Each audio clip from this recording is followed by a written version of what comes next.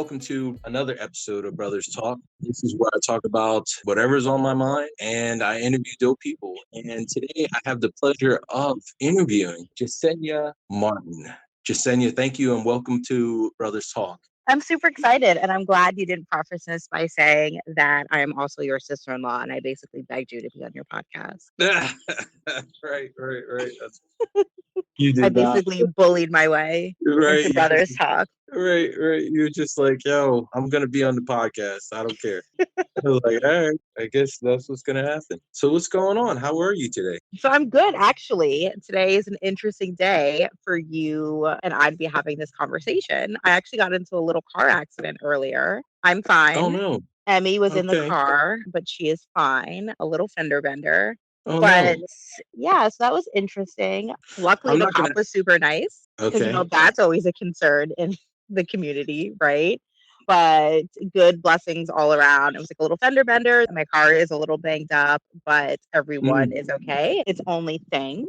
And Mm-hmm. because of the fender bender, it really threw off my schedule for the day because I was Oh, really no. hoping to be enjoying a cocktail right about now, but I'm not. So Um, unfortunately, you're going to get the sober version of me, which I mean is okay. also dynamic and very interesting, Uh, but a little less good. entertaining, I'd imagine.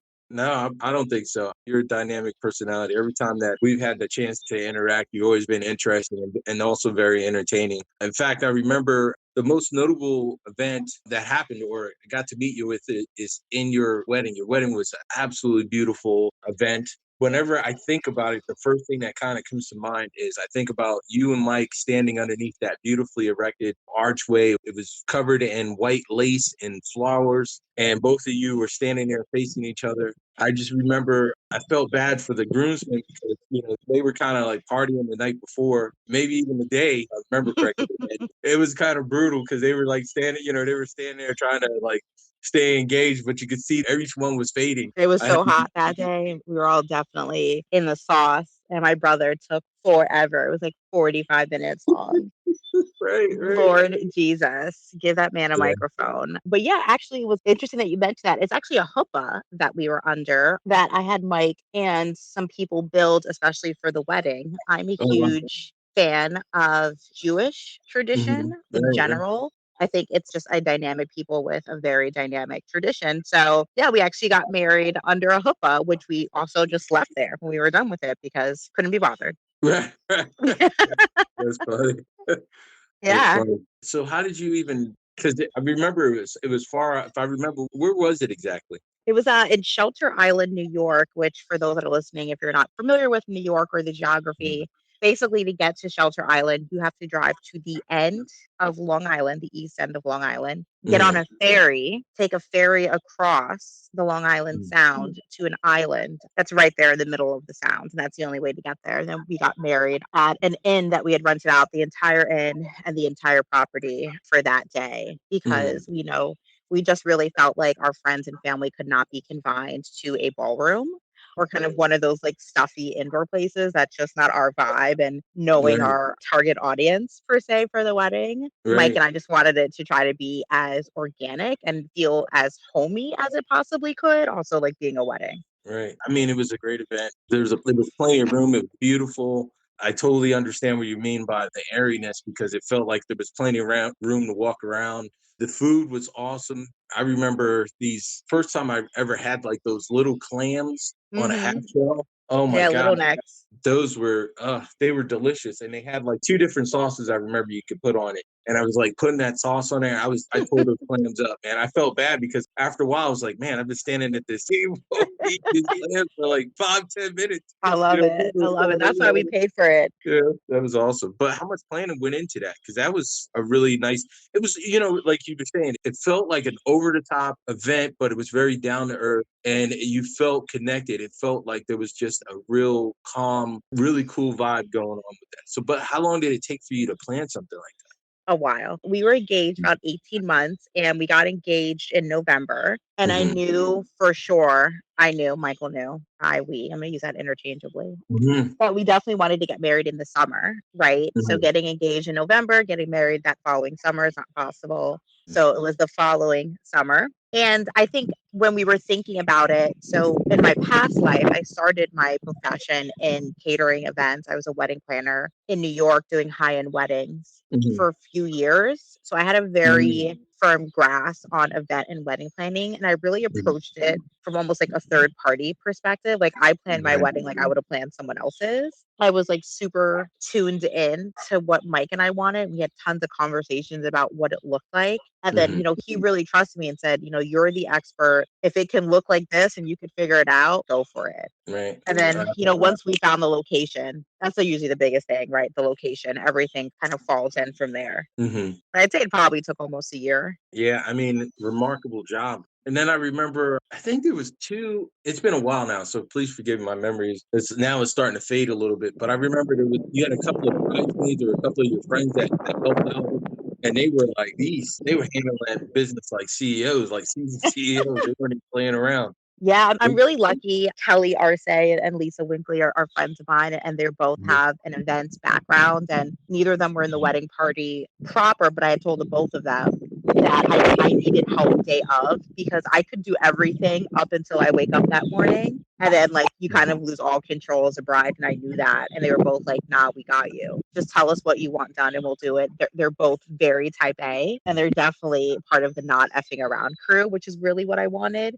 Because Right. I think everyone in your life, you need advocates and allies, right? People that are going Mm. to be there for you, do you when you're not in the room, and being able to identify those people in your life is huge. And they did everything exactly how I wanted it and really made everything run incredibly smooth because also being an event planner and type A myself, I couldn't trust in and nothing to the team that ran the place. I just knew that my team was going to do something different and bring a different vibe. Yeah, you could definitely tell. I mean, they made sure the event was awesome. From the wedding ceremony to the dinner to the after party. It was absolutely amazing. It was a lot of fun. I don't know if I will ever get married myself, but I would definitely want your advice or plan that because that was just a beautiful event. That's awesome, man. I'm really happy that you have people like that in your life. It sounds like those type of relationships are very valuable to you. Even when you were saying, like you were talking about people having people as allies in your life. Yeah, I think sometimes in life you allow now that I'm talking about this, right? Thinking about it, you allow life to kind of get in the way of those things and you Mhm. might not put as much energy into friendships. And I know especially, the last couple years overall have been really hard for people, Mhm. but especially you combine that with marriage and kids and moving and kind of doing all the things that Mike and I have done. If you don't have people in your life that are going to advocate for you, but most importantly, I think check for you and check you, your life can really kind of go astray. And I think we see Right. that a lot of the times. Like Mike and I are watching the Kanye documentary, trigger warning, Kanye, put it in the notes. Mhm. And we just kept saying, like, yo, how did nobody in Kanye's personal circle be like, bro? But then you look around and you say, people sometimes surround themselves with yes people, or as one of Mhm. my favorite TLC songs, Case of the Fake People. You really just have to make sure that the people that are in your circles, that you're moving in a certain way where you're protected and your well-being is protected and your mental is protected.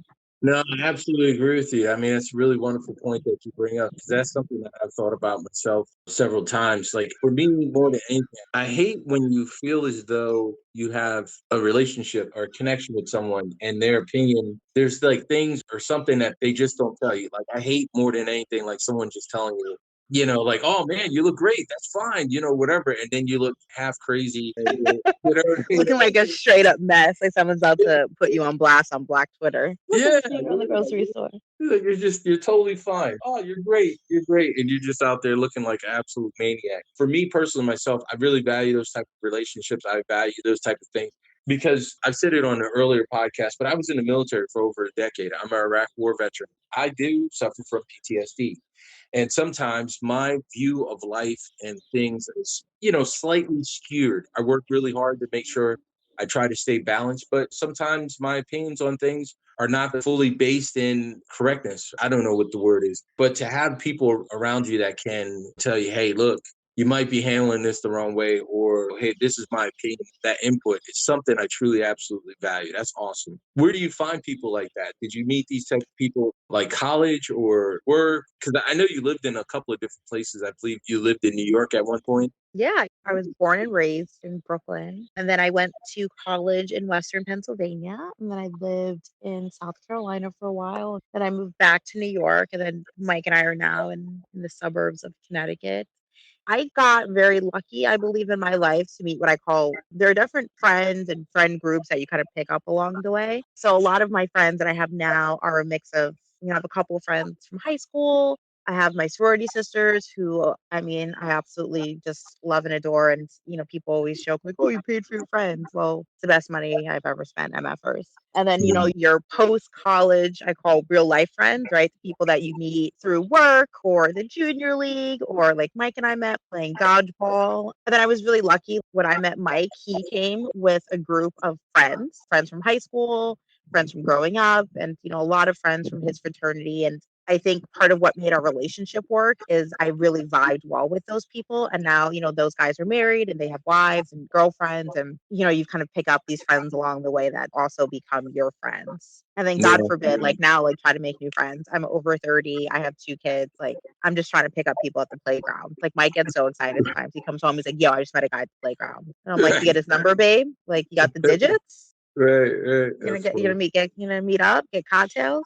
Right, That right. that kind of thing. It's hard making friends, man. I do not envy children these days and teenagers. Like, I look at my nieces and kids, like, on the internet. I could not live in this internet world. Bless y'all that are out there, like, on apps and dating and trying to meet people like that. I did Mhm. one beta version dating app in the early 2000s, and I was just like, "This nah, I can't live my life like this. I'm just gonna go to the bar, hope it works out." That's awesome. So professional life, I was able to kind of take a quick look at it. Was Compass? It's a food and service company generating a little over $2 billion in revenue per year. It was on a list of America's largest employers by Forbes. Same list as like General Motors, Nike, eBay, just to name a few. I believe you were a divisional director of marketing. Yes, I worked for Compass Group, which is the largest food service provider in the country, and I worked for one of their subsectors specializing in higher education. They're a contract food service company focused on higher education dining, which I always tell people. And I got Hmm. really lucky with career progression in about 2012, 2013. I joined Compass Group and really worked my way up and worked really hard and was really lucky to be awarded a ton of opportunity and, got promoted several times into the role that I was Hmm. in. And it was hard, man, leaving, to your point, you're in the army for 10 years. I wouldn't Hmm. compare the two, but for some people, that's an entire lifetime, right? With the same Right, company, right. with the same people, and doing the same thing and being really comfortable. So yeah, it's an adjustment. I'm currently in a very gray space in between jobs right now, and I'm really trying to decompress, do a bit of a mental wash, do some Mhm. things like register my car, Right, right, go to the doctor, just some light housekeeping things before starting the next chapter of my life. right, absolutely. When I think about a woman, especially in a professional arena, one of the things you hear about is that pay is not equal. It's harder for women to move up in companies and stuff like that. So I just wonder, like, because obviously you were at a high level and you were talking about getting promoted and stuff like that. Did you experience things like that, or how did you overcome? 100%. When I first started in the 2010s, I was told almost right off the bat, I'll never forget it. My boss at the time, I've always had platinum blonde hair. I think it's been a calling card, a trait of mine, something I was holding on to pretty tightly back then. That, I was told flat out that I would never get promoted in a corporate company with hair that color. At the time, it was taken back because it was such a face value comment, right? And I think, I mean, I'm sure you'll probably show a photo of me in the pre-show notes. I'm also light-skinned in America, so also kind of having that feeling as, not only an African American female, but someone who's, a little, I think the people out there would say could be white presenting was a lot. And then you look around, the field was very male dominant. There wasn't, when I started, a lot of female leadership. And my company got very lucky. About a year into it, there was a female promoted into CEO. And then Mhm. there a female became a VP of marketing. And then we started seeing women leaderships on the operations side. And it was very clear that a tide had changed, and the company grew exponentially after that. I think the studies show for themselves. Put in the footnotes, Deshaun, that when females lead companies, you tend to see profitability and growth happen. But I think overall, it's hard. And yeah, there's Mhm. for sure pay discrepancy. And that's not something that is always, it's a lot more predominant now, I think, than it has been in years past. And I'm not that old, right? But it was always very clear that I was making less than my male counterparts. And that sucks. But here's the thing. I always said that, and my dad always taught us this, that nothing makes up for hard work. And people will see you. And if they don't, then maybe that's not the place or the space that you should be in. But Mhm. once you do get in certain places and spaces, it's also making room for other people to be able to share things like open positions, what your salaries were, what the going market rate is, who knows who, lending a helping hand as well. And that takes a lot. And people are scared about that, right? Because you're exposing yourself, right? Because at the end of the day, I think humans are very protective of themselves, right? Mhm. And how do you navigate that experience? And like I said earlier, when we opened the podcast, you have to have allies and advocates. You have to have people that are going to fight for you when you're in the room, but more importantly, fight for you when you're not there. And I don't think anything makes up for hard work. But I'll tell you, when I got pregnant with Asher, who's my oldest child, nobody thought I was going back to work. There Mhm. were very few people in my company that were like, "Oh yeah, she'll be back after her son's born." And Mhm. same thing with Emmy. There was just so many people that assumed that I would go on maternity leave and never come back.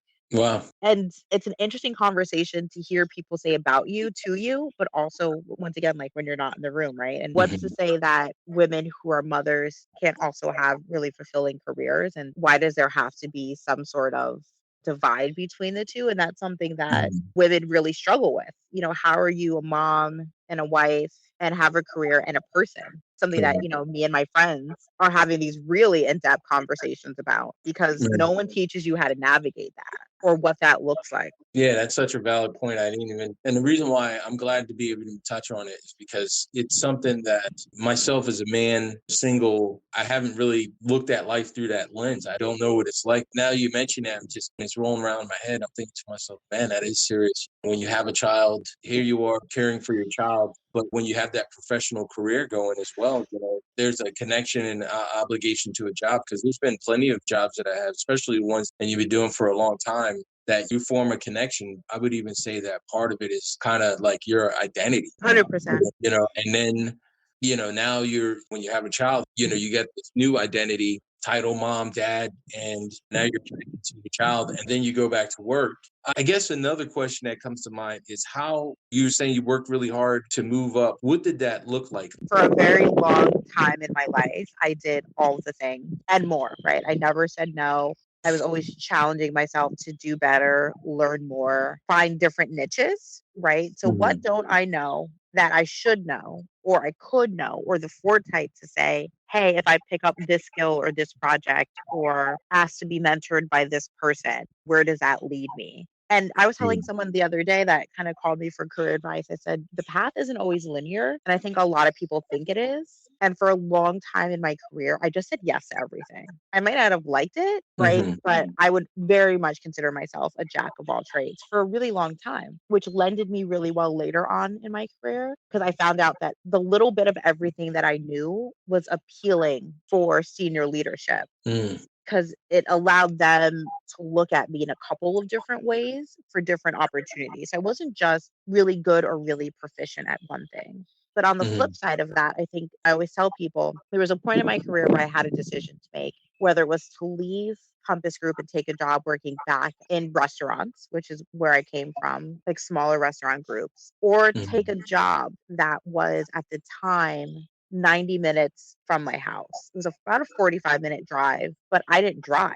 Mhm. So I had to figure out how to get there. And that consisted of getting up in the morning, dark, right? Mhm. Getting on the MTA, taking that to Grand Central, Mhm. getting on the Metro North, the Mhm. commuter rail, right? Taking that to Westchester, getting off in Mhm. Westchester and either getting on a shuttle or a bus or taking an Uber to campus every day. Mm. I did that for like 2.5 years. I Wow. eventually learned to drive and got a car. And Mike and I didn't even have two cars. So Hmm. he would have a car that he would take in the days that he wasn't working. I would drive, but primarily for 2 years, almost over 2 years, I commuted anywhere from 90 minutes to 2 hours every day to get to work. And I'm assuming that the reason you didn't really drive as much is because living in a city, it's kind of common for people not to have cars because of access to public transportation. Yeah, it was Mhm. never a necessity in my life. And even when, I got the role, I was still taking public transportation because I didn't have a car. Like Right.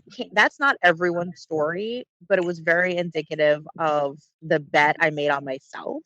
I think in the potential that I saw what the out years could be. And I think it's really hard for people sometimes to think about the out years because you get so in the weeds in what's going on right now in your life that you can't see the out years. Part of my career transition that I'm going through now and the decision that I made, it's because Mhm. I wasn't looking at short term. I was not looking at what my life's going to be like in 6 months or 8 months or a year. I was looking at the out year. What does it look Mhm. like this time next year? What does it look like at the end of this year? And where do I want to be and where do I want my family to be, and kind of having all of those internal discussions. And that's really hard. Right. Not everyone has the mental capacity to do that because it really forces you, and I'm sure you know this, Dash, to have to sit with yourself. And there's no one scarier. Like I'm not scared than the inside of me, right? And then having to kind of have those hard conversations with yourself. And then once again, like I had some amazing friends that I was having really Mhm. earnest conversations with Right. about the out years. And like I said, to have people that, to your point, right, don't bullshit you. They're not yes Right. people. They're not like, yeah, you look great, or yeah, you're doing fine, girl. They're like, no, I Right. can see that you're struggling. I'm struggling. Like, let's talk about what that looks like. X, Y, and Z. And I love my husband, Mike. Mike is great, but he very much let me lead the next step in my life. Right. He wasn't pushing for any way. We would have worked it out either way. Because ultimately, as he said, like, that's something that you're going to have to sit with us by proxy, right? Because he was going to have to deal with the fallout from, whatever decision I make. But ultimately, it's something that I would have to sit with. I consider you a very fortunate person. It's great to have those type of people in your life that allow for you to be who you are. And even like you were saying, the biggest thing I take away from all this is kind of looking at the out picture, not just what's going on here and there. Even for me, with this podcast, it was an idea that I was kicking around. Sometimes I do struggle with maybe deciding or next chapters in my life. Some of that reason is because of the military. I joined the military. The military is one of those type of those organizations that it requires your 100% almost complete devotion. You got to live it because you Hmm. wear that uniform during the day, but even during the night, people still expect for you to conduct yourself in a certain particular manner. And then when you go overseas to like a place like Iraq, then you're wearing a uniform 24/7. That's completely what you're living in. And when I got out, I struggled because when I joined the military, I was 20 years old. When I got out, here I was trying to figure out, over a decade later, trying to figure out who I was because I had not been just a civilian, adult civilian version of. I was looking for that balance, where people could kind of help me and stuff like. I don't think I've necessarily had that so much, so it kind of left me a little bit uncertain. But in your particular case, to hear that you do have the people in your life to kind of that balance to you, even being in a sorority, having a connection to people. And even now, with you being married, your husband, which is my brother, being so supportive of you and understanding, because I talked to him a little bit about you. And I think that he's a very level headed guy. And I think he truly understands the woman you are and who you are. And one of the things I like about him, he's not an impressive type of person. He's very laid back. He lets you know his opinions and thoughts, but he's never overwhelming. I would probably have to call that. No, I think that's how we balance ourselves out because I can probably be a bit much. Not probably, I am a bit much. I've been told such throughout my life. So, Right. Yeah. No, but that's awesome. That's really awesome. So I guess the other thing you mentioned a little bit earlier about having children, you have two children now. How has that kind of changed you? I know that's a generic question, and I know the answer to that is typically it's made me tired. It's made me value sleep. It's made me value these things. But I asked that question to you because like I said, I have two dogs. For me, at times, it's a bit overwhelming because they require so much of my time, my attention. Honestly, how do you think that it's changed you? That's a loaded question. I think the most simplistic way to describe it, and it's definitely something that I'm still trying to navigate, is completely. It's a complete and utter change, Hmm. especially from someone like myself, type A, ambitious, like super outgoing, kind of lived in a world that revolved a little bit around how I like things. Hmm. I think I also have always had some severe anxiety, and what you learn going through therapy, which I always recommend to everyone in the Yeah, absolutely. universe, go get a Hmm. therapist, go spend some time unpacking your shit, is that Hmm. people that suffer from anxiety, the way they deal with it a lot of the time is the need for complete control of the things around them, right? So Hmm. if I'm an anxious individual, the way I'm less anxious is to control things around me, right? So if things are always in my control, I'm Hmm. not going to be anxious. Hmm. Having children, being pregnant, having children, Asher and Emmy are 22 months apart, completely negates all sense of control that you could possibly Hmm. have as a human being. And Right. you really have to learn to live in a new space. And I don't know what that looks like every day. I think you've heard Mike and I say, we joke that we have a fourth shift. Like we wake up, it's shift one, like get them up, get them dressed, get them to daycare. Hmm. Shift two is our work life, right? Hmm. Doing the work grind. Shift three, you pick them back up, you bring them home, you get ready for bedtime and bath and books and food, and then shift four is after they go to bed, like what's left of you to give to Hmm. someone else, to give to yourself, and how do you navigate that? And then on the weekends, it's just a complete cluster F because they don't Right. go to daycare, right? And I think a lot of the time for just people in general, there is no way to navigate that unless you live in it and have to figure it out. Right. So still trying to figure it out. Check back in 18 years. I asked Mike, I said, what does he value most about you right now at this point in time? And his answer kind of surprised me. Did he tell you I asked him that question? He did not. Bless my husband's Mhm. heart. He only has mental capacity for so much. I said, what did he value most about you? And surprisingly, his answer, he said, your patience. He said that you are extremely patient with both him and the children. That's one of the things that I try to be better at myself. I think patience rewards you with a lot of things that without patience you just wouldn't have. Do you consider yourself patient? How are you patient? Or how do you really work that out? I think other people consider me patient for sure. My father was a very patient man.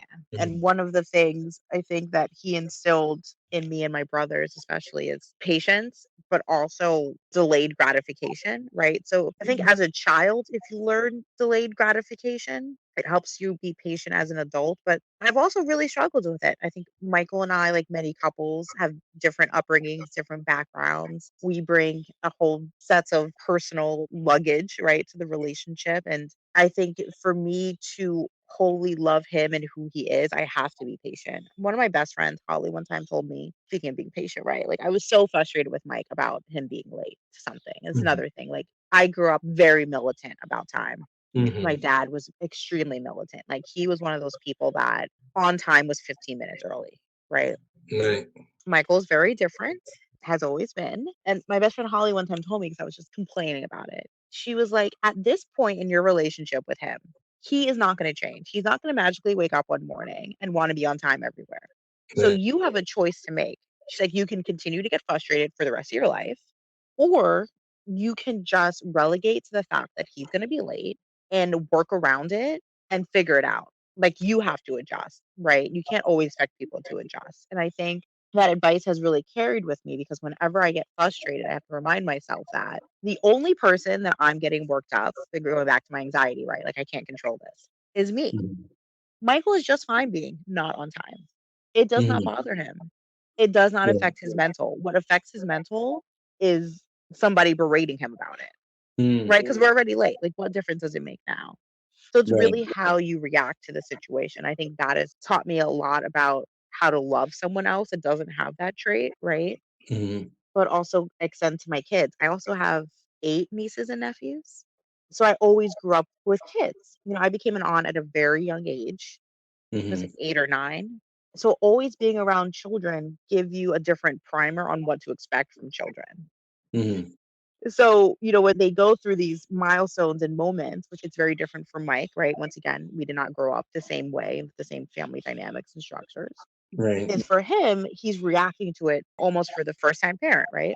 Hmm. For me, I'm coming at it like, "Oh, yeah, I remember when insert niece or nephew went through this." Or, "Yeah, that's the time where they start to do X, Y, and Z."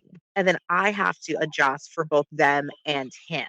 Right. I also drink a considerable amount of Jesus juice, just so you know. That's the coping mechanism. I mean, that's really interesting to that you mentioned all that. A really good book that I read last year was Emotional Intelligence by the author Daniel. I think his name's Goleman, not Gold, but Goleman. And yeah, he talks about the idea about how important delayed gratification is. And I guess they did a and they found children that were taught delayed gratification at a younger age ended up being exponentially more successful than children that weren't because they were able to invest and wait. They got better jobs. Definitely a very important trait. That I guess that kind of goes into your philosophy on raising your children because I noticed that both you and Mike are usually really like so upbeat whenever you talk to the kids. You're never like, hey, get over there. I've never heard you like sound like that. It's always like, Andy, Asher. So it always seemed like you guys were always very excited and connected with your children. Why is that? Or how does that parenting or factor into your parenting? I think, it goes back to people parent, nature versus nurture. How were you raised and kind of unpacking those things. And I Mhm. think for both Mike and I, it's super important that we provide a positive, loving, nurturing environment for our kids, Right. right? Like, by no means do we want to make them SAWFT soft. But children are smart and they pick up on things at such a young age and hold on to it. You Mhm. hear all the time about early childhood education and memories and how it affects the deep, dark parts of your brain. Mhm. And I think as adults, I try my damnedest every day. And I kind of talk about therapy, but when I first got pregnant with Asher, I wasn't in therapy. I had been a couple of years prior and stopped going and was living my life, but I made it a point to go back to therapy. Even when we got married, I find that major life junctions is Mhm. a good time to dust it off, maybe get some new tools. But, I was afraid when I was pregnant that what kind of mom would I be? What kind of parent would I be? Did I have the capacity to do all these things? Right. And I think it was, Mhm. going to therapy was super helpful. I read a ton of books. And to your point, like just trying to be as patient and nurturing as possible. And then, Right. when they go to bed, like, you wash off the day and then you can be frustrated and then you can have adult conversations and then you can do all of the things, but that's not a space for them. Because to Right. your point, I want them to like look at our home no matter what our home looks like, right? Regardless of what our social economic state is, and know that's a safe place for them to be and a true place for them to be. Right. No, I think that's very important. I think, especially in our community, I don't think that we necessarily, when I say our community, I'm talking about the Black community. We put as much effort into raising our children because, that's the foundation that they're going to draw upon when they become older and they deal with real aspects of life. And that's awesome that if they can pull from a place of positivity and positive reinforcement and those type of things versus, just being maybe from a place of abuse. And like you were mentioning, we all have our deficiencies. Everybody's got their demons per se. But even with therapy, being able to talk to a professional and discuss your situations and whatever you're going through to try to find a better place is something that's really necessary as well. So I'd certainly commend you on that. I love the Yeah, fact. man, it's fucking tough, Deshaun. Like, you look at what's Mhm. been happening to the Black community and Black families since we were forcibly brought here. And the only way the oppressions worked is by breaking the family structure, and how do we do better and how do we do better for our community? It's tough, Right. man. And do better for our kids. And and also too, Jay, I also love the police siren. Lets me know that crime is real everywhere. No, I'm Right? Exactly. We out uh, here. even out in Connecticut. The other thing that you mentioned, I love the fact that you're recognizing that even with Mike, he's very different than you. Your perspective, your core values, like you were saying, like on time, being on time is 15 minutes early, and like him not being that. But you understand that. I think that's beautiful about the union when two people come together and they get married and they realize that we're two very different people, but we find a way to coexist in harmony. And I can definitely see the connection. I can see the harmony between you guys, especially even with rearing the children. I got to come up there and visit you guys. I will at some point, I promise. And then even like you were mentioning, the Black community, And I think with a lot of things in life, we have to understand that it starts at home, the family. The Bible says, charity starts at home. So those things start at home, and we rear our children correctly. If we work on ourselves, diagnose ourselves, and work on ourselves, and even, having a connection with outside people, good outside people that you can trust, that'll be honest with you and tell you the truth. These are the things that make us better people, and we're able to interact with our communities in a greater and better capacity. Even thinking about what you were talking about, with work. You went to work, you didn't just go in there and do like a, half crazy job or anything like that, but you had commute at some point and stay connected and engaged with that job. And then even working very hard to move up the corporate ladder, to move into positions. And I'm sure even with doing something like that, that's again connecting with people in a positive way and presenting yourself in such a manner, or at least being in a mental place that you can connect with people in such a manner that they look to you for certain things and considered you for promotion. So overall, I would say a really nice package, very nice. You're a wonderful person. It's been an absolute pleasure to be able to have this interview, to have this sit down and talk with you. But before I let you go, I just have one question for you, and I wanted to end the show on this question. So I asked Mike what he valued most about you, and he said your patience. So my question to you is, what do you love or value most about Mike? Oh man, I think his tenacity is absolutely amazing. Like his grit. Like I look at him as a man and a human and a husband and a father. And I've never met someone that Mhm. goes so hard for like whatever they're doing at the time. Right. And this coming from someone else that's like super ambitious. I think look at everything he's done in life, especially like for himself and where he wants to be and the view of life he has in his head and the ability to hunker down and create it. I'm sitting outside of our home, which, was all his manifestation, by the way. Like he had a vision. Like this dude became a real estate agent when I was pregnant with my first child. He went to night classes Mhm. to get his license to do real estate to buy our home. So we didn't have to hire a real estate agent, right? Right. Like, I would have just paid someone. Like, that is me, right? I would have Right. just paid someone. He wanted to build a garden bed. He Mhm. spent weeks looking at plans. He went and found the type of wood he wanted. He cut it, he sawed it. He got all the equipment. It took Mhm. weeks for him to put this together, right? Right. Once again, I would have just bought it. And there were several times in the process where I was like, yo, I found this at Home Depot, or this person can build it for us and it will cost X. And he was like, no, like Right. it's important to me. I want to build it. Right. And he applies that to everything. Yeah. And I Yeah. admire him so much because I will tell you, I am the quickest person to hire someone. I'm the Right. queen of let's outsource it, right? But not him, man. He digs in and he has this grit about him. Right. And I'm Right. so excited for him to teach that to our kids too. Like he wanted to learn how to cook. He went to culinary school.